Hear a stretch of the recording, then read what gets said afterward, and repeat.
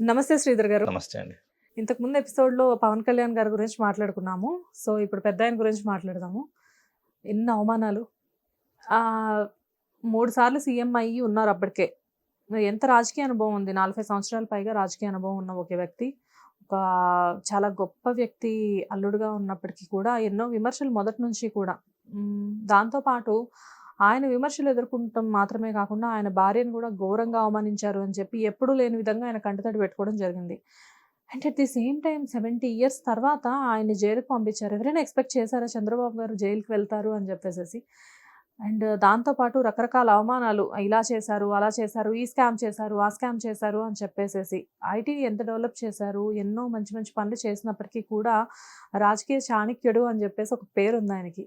Of course ఏది చేసినా గానీ ప్రజలకు మంచి జరిగింది. కానీ ఈ వయసులో 70 సంవత్సరాల తర్వాత కూడా ఒక మనిషి అంత ఆ గుండె అంత బలంగా ఉండాలి అంటే అన్ని బాధలు తట్టుకొని కూడా ఇప్పుడు నిలబడింది ఏపీలో పసుపచ్చ జెండా ఎగరవేస్తుంది. అసలు ఎలా సార్? అంటే ఇలాంటి వాళ్ళని చూసి మనం ఏం నేర్చుకోవాలి? మొన్న మన ఎలక్షన్స్ క్యాంపెయిన్‌లో చూస్తే ఎర్రటి ఎండలో 70+ మీ ఇళ్లల్లో గమనించండి. ఎవరైతే వ్యూయర్స్ ఉంటారో మీ ఇళ్లల్లో గమనించండి. చంద్రబాబు మీకు నచ్చినా నచ్చకపోయినా కూడా మీ ఇళ్లల్లో ఉండే 60 అబోవ్ ఉన్న వాళ్ళంతా కృష్ణారామ అని చెప్పేసని లేకపోతే టైం పాస్ చేస్తాం, రిటైర్ అయిపోయేసి కబుర్లు చెప్పుకుంటాను ఉంటూ ఉంటారు. మహా అయితే కొంతమంది ఇంకా మంచి ప్రొడక్టివ్‌గా ఉంటే ఉండొచ్చు. కానీ ఈ వయసులో చంద్రబాబులాగా తిరగటం కావచ్చు, ప్లస్ 50 మీరన్నట్లు 50 రోజుల పైగా జైల్లో పెడితే గనక చెక్కు చెదరకుండా చాలామంది అనుకున్నారు. చాలామంది భయపడ్డారు. రకరకాల డౌట్లు క్రియేట్ అయిన టైం అది. తను బతికి బయటకొస్తారా? బయటికొస్తారా? ఆ! ప్రాణంతో బయటకొస్తారా? సో, ఆయన ఏమైపోయారో, చిక్కిశల్యమైపోయారో, కేవలం బాబుగారిలో ఉన్న ఏంటంటే మెడిటేషన్. మెడిటేషన్ బ్రహ్మాండంగా చేస్తారాయన. ప్లస్ మెంటల్ బ్యాలెన్స్ అనేది ప్రాపర్‌గా మెయింటైన్ చేస్తూ ఉంటారు. ఎక్కడో ఎమోషనలైజ్ అవ్వటం గానీ, ఎక్కడో ఒక టైప్ ఆఫ్ బ్యాలెన్సింగ్ నేచర్ ఉంటుంది. ప్లస్ శారీరక ఆరోగ్యం గురించి ఫుడ్ తీసుకోవడం, ఫుడ్ ఇంటేక్ విషయంలో జాగ్రత్త తీసుకుంటూ ఉంటారు. ఇన్ని లక్షణాలని అంటే తన శరీరాన్ని, తన మనస్సును తాను కాపాడుకుంటూ అట్ ద సేమ్ టైమ్ సొసైటీకి సంథింగ్ చేయాలని చెప్పేసనే ఒక లీడర్‌ని చూస్తాం అనేది 100% మన అదృష్టం కిందే చెప్పాలి. ఆ వయసులో సహజంగా మీరు చూడండి. చాలామంది లీడర్స్ 40, 50, 60 ఇయర్స్ ఉన్న దేశవ్యాప్తంగా ఉన్న ఎంతోమంది లీడర్స్ నేను వేళ్ల మీద చూపిస్తాను.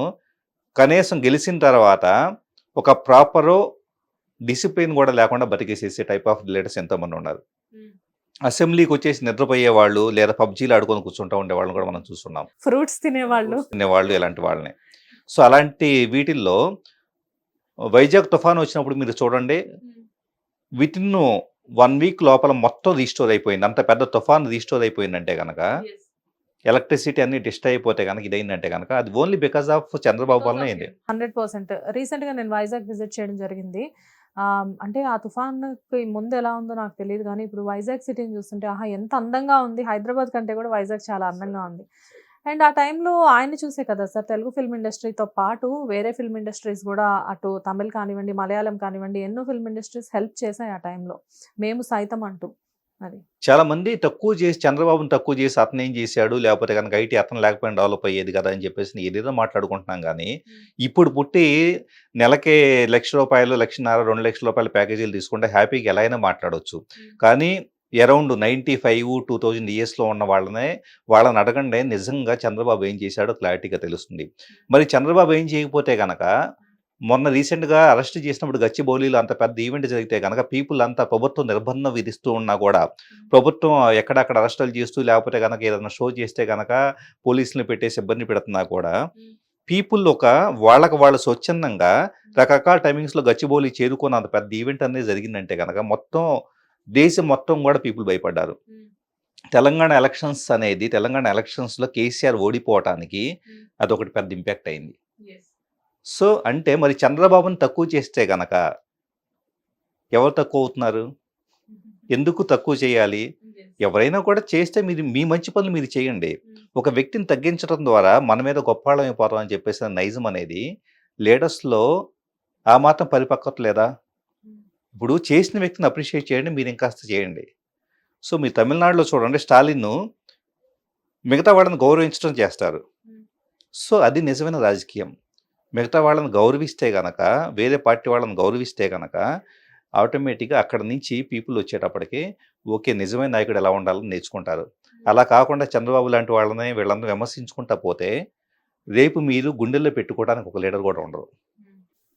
సార్ కానీ జనరల్‌గా ఇప్పుడు అమరావతి రైతులు కానివ్వండి, వీళ్ళందరూ చాలా హ్యాపీ అంటారా? ఎందుకంటే పడి, పడి ఉన్నారు కదా! కొన్ని రోజుల నుంచి ప్రత్యేక హోదా గురించి కానివ్వండి. అండ్ ఇప్పుడు అంటే ఎక్కడ, ఏంటి అనేది అంటే 3 ప్లేసెస్‌లో అని చెప్పి రాజధాని.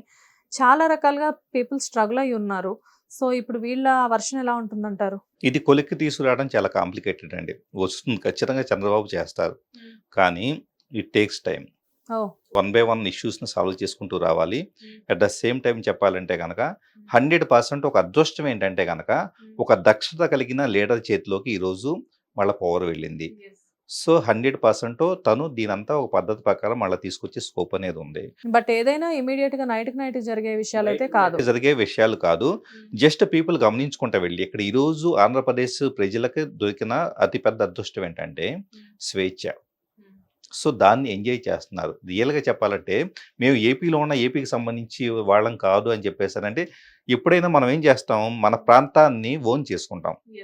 కానీ ఏపీలో ఎంతకాలం ఉన్న పీపుల్ చాలామంది ఈ మధ్య కాలంలో ఎక్కడ వింటున్నా గానీ ఏపీలో ఉండబుద్ధి కావట్లేదు. చాలా మంది హైదరాబాద్ కానివ్వండి, బెంగుళూరు కానివ్వండి షిఫ్ట్ అయిన వాళ్ళు మా ఫ్యామిలీస్‌లోనే ఎంతోమంది ఉన్నారు. సో, ఏపీలో ఉండబుద్ధి కావట్లేదు. సో, నెక్స్ట్ మళ్ళా వస్తే గనక చాలా కష్టం అన్నట్లు ఉన్న వాళ్ళకి ఈరోజు కూటమి రావటం అనేది ఒక రకమైన రిలీఫ్‌గా మనం చెప్పుకోవచ్చు. ఇదొక శుభ సంకేతం అనుకోవచ్చా? 100% ఏపీ డెవలప్‌మెంట్‌కి అయితే గనక ఒక శుభ సంకేతం. ముఖ్యంగా చెప్పాలంటే చంద్రబాబు లాంటి విజనరీ ముఖ్యంగా చూడండి దేశవ్యాప్తంగా మీరు మోడీని తీసుకోండి. నేను రాజకీయ పార్టీలు మోడీని ఇష్టపడే వాళ్ళు వచ్చేటప్పటికి చంద్రబాబుని నచ్చకపోవచ్చు. కానీ ప్రాక్టికల్‌గా చూడండి. చంద్రబాబు ఎక్సర్సైజ్ చేసినంతగా ఏదైనా విషయం మీద సబ్జెక్ట్ మీద గానీ, డెవలప్‌మెంట్ మీద గానీ, దేశం మొత్తం మీద కూడా అంత ఇన్ డెప్త్ అండర్‌స్టాండింగ్ ఉన్న లీడర్స్ చాలా వేళ్ల మీద లెక్క పెట్టొచ్చు. సో, బయట నుంచి ఇన్‌పుట్స్ తీసుకునే కన్నా కానీ తనకు తానుగా ఎక్సర్సైజ్ చేసుకొని దాన్నంతా అండర్‌స్టాండ్ చేసుకొని అప్రోచ్ అయ్యేసి వాటన్నిటిని పెట్టుబడులు తీసుకురావడం ఇలాంటివన్నీ చేయగలిగిన సత్తా చంద్రబాబుకుంది. డెఫినెట్‌గా సార్. అంటే మీరు చెప్తుంటే ఏంటంటే ఇటు ఒక హీరో కూడా అసోసియేట్ అయ్యున్నారు కాబట్టి ముందు ముందు ఫిల్మ్ ఇండస్ట్రీకి కూడా చాలా విధాలుగా హెల్ప్ అవుతుంది అని చెప్పేసి అనుకోవచ్చు.